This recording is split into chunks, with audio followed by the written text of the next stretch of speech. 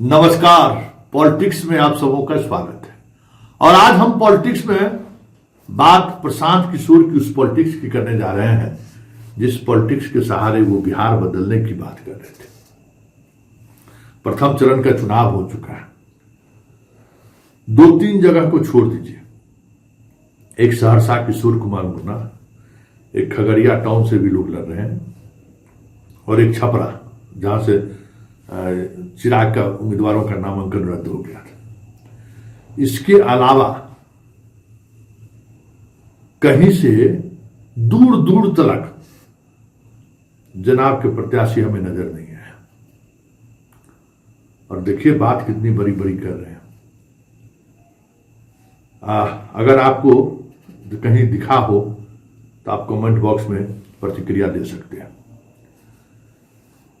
90 मतलब क्या है ना कि कल के चुनाव में हम 12-13 विधानसभा क्षेत्र में हम गए, इनका पोलिंग एजेंट नहीं दिखा।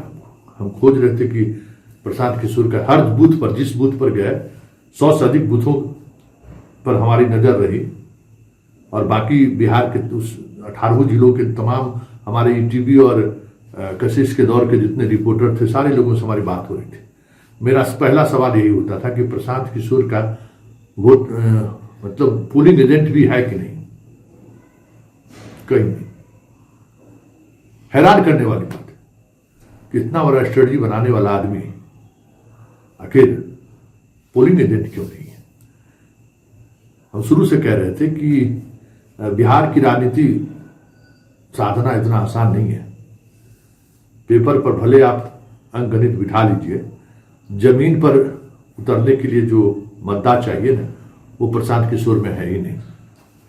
और प्रशांत किशोर की टीम का अगर ये सोच रहे हो कि 2025 में हमने एक आधार तैयार करने की कोशिश की और 2030 में तो हमारी बारी होगी, क्योंकि उस समय में न लालू होंगे न नीतीश होंगे, तो ये शायद भ्रम में जी रहे हैं। जिम्बाब्वे भी पहला वर्ल्ड कप में अपनी उपस्थिति दर्ज करा दी थी कि भाई जिम्बाब्वे भी कोई टीम है। जो आज रिवर्स शॉट मारते हैं, शुरुआत जिम्बाब्वे का ही किया हुआ है 83 के वर्ल्ड कप में। और उसके बाद वो उपस्थिति दर्ज कराते कराते ऊपर नीचे होते रहा, लेकिन जिम्बाब्वे कोशिश किया अपने आप को स्टेब्लिश करने के लिए टीम के रूप। तो इनका तो पहली उपस्थिति 0/0 दिख रहा है, तो इससे क्या उम्मीद की जा सकती है। खैर, आज उन्होंने वोटिंग परसेंटेज बढ़ने को लेकर बड़ी बात कही है और अपने जीत का दावा किया है। जरा सुनिए क्या कह रहे हैं प्रशांत किशोर। 30 सालों में ये सबसे ज्यादा वोटिंग परसेंटेज हुआ है फर्स्ट चरण के चुनाव में, ये क्या दर्शा रहा है सर? 30 सालों में नहीं, आज़ादी के बाद बिहार में हुए चुनाव में ये सबसे ज़्यादा वोटिंग परसेंटेज है।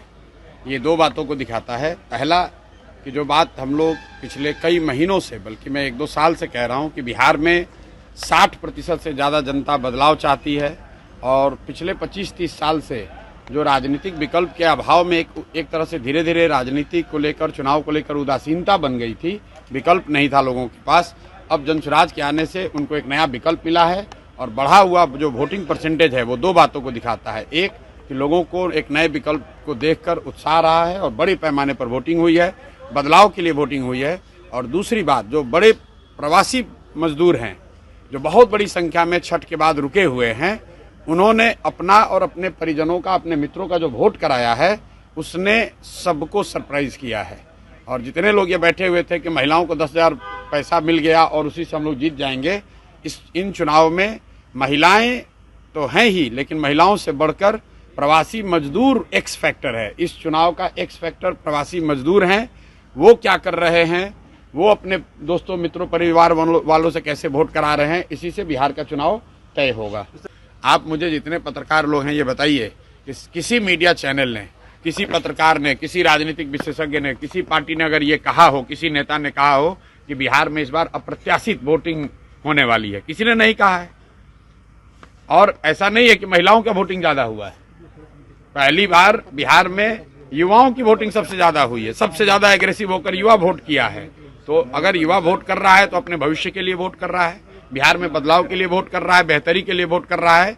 स्टेटस को के लिए इतना बड़ा वोट पड़ना यूजुअली संभव नहीं है। एक दो अपवाद हो सकते हैं, लेकिन जहां कहीं भी पिछले 20 वर्ष में इस तरह से बढ़ चढ़कर वोटिंग हुई है, वहां इनकम्बेंट पार्टियों को, सरकार को खामियाजा भुगतना पड़ा है। सुन लिए पूरी बात।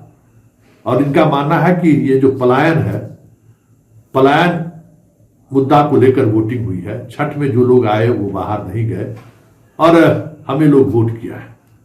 और वोटिंग परसेंटेज बढ़ने का मतलब है कि हम जिस मिशन को लेकर बिहार आए थे, उस मिशन में पर हम कामयाब हो गए। एक स्ट्रेटजी बनाने वाला आदमी किस तरीके से पॉलिटिक्स की भाषा बोलने लगा है, आज प्रशांत किशोर की बातों से समझ में आने लगी है।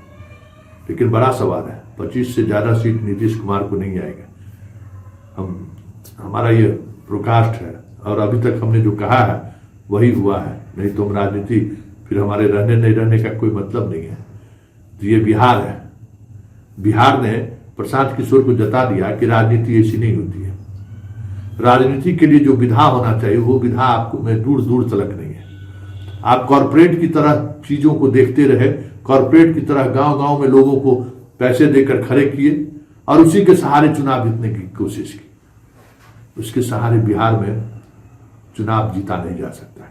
हाँ, ये अलग बात है कि पलायन मुद्दा आपने जरूर बनाया। हर पॉलिटिकल पार्टी के शीर्ष नेतृत्व को पलायन पर बोलने पर मजबूर आपने जरूर किया, लेकिन पलायन के आधार पर वोटिंग होता हुआ कहीं नहीं दिखा। पलायन को फोकस करके लोग वोट करते हुए कहीं नहीं दिखे। ये भी एक सच है। और एक ये भी सच है कि आपके जो उम्मीदवार चयन की जो प्रक्रिया रही उसको भी लोगों ने खारिज कर दिया। मुखिया मतलब को हम विधायक बना दें, पंचायत समिति सदस्य को विधायक बना दे, आपने जो ये प्रयोग किया था, ये प्रयोग भी कहीं से दूर दूर तक सफल होता हुआ नहीं दिखा। क्योंकि जिस तरीके का माहौल या जिस तरीके से चीजें बदलनी चाहिए चीजें आम लोगों तक पहुंचनी चाहिए, दूर दूर तक नहीं पहुंचा। आपके उम्मीदवार की उपस्थिति यही रही कि हाँ, जनस्वराज का एक पीला तौलिया जो है सो दिख रहा है और पीला तौलिया हम लोग देखते हुए नजर भी आए, लेकिन उसका इम्पैक्ट उस पीला तौलिया में भी जो है कुछ इस तरीके की चीजें नहीं दिखी जो लगे कि हाँ प्रशांत की। और ग्रामीण इलाकों में जहां से पलायन सबसे ज्यादा है, अब तो कहे कुशेश्वर स्थान में हमने पूछा, हमने क्या कहते हैं जाले के इलाकों में हमने बात की, जो सबसे ज्यादा जहां से पलायन होता है, बेनीपुर, अलीनगर, जहां से सबसे ज्यादा लोग पलायन करते हैं, वहां तो कोई प्रशांत किशोर जैसा कोई शख्सियत है जो चुनाव लड़ रहा है और मजदूरों के पलायन पर बातचीत कर रहा है, कहीं दूर तक सुनाई नहीं दिया। आश्चर्य की बात है, हमें नहीं सुनाई दिया। बात प्रशांत किशोर भले जो भी कर रहे हो, लेकिन वो चीजें दिखाई नहीं दी है जमीनी स्तर पर। ऐसे में हम कह सकते हैं कि प्रथम चरण के चुनाव में प्रशांत किशोर पूरी तौर पर, प्रशांत किशोर का एजेंडा भी और प्रशांत किशोर की राजनीति भी जमीन पर फेल होती हुई दिखी।